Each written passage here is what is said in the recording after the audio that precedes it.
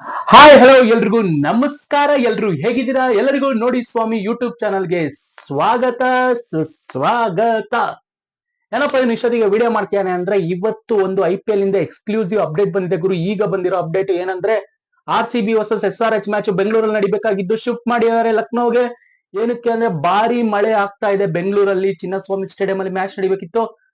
ಆದ ಕಾರಣ mostly BCCI ಅವರು ಒಳ್ಳೆ ಡಿಸಿಷನ್ ಮಾಡಿದ್ದಾರೆ, ಶಿಫ್ಟ್ ಮಾಡಿದ್ದಾರೆ ಲಕ್ನೋಗೆ.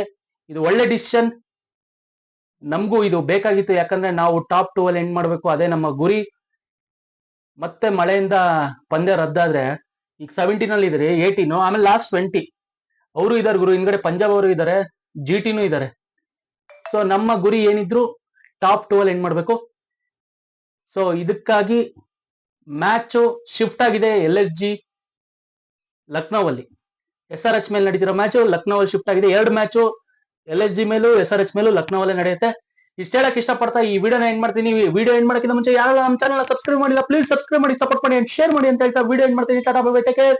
ಜೈ ಹಿಂದ್, ಜೈ ಕರ್ನಾಟಕ, ಮತ್ತೆ ಜೈ ಆಂಜನೇಯ, ಜೈ RCB.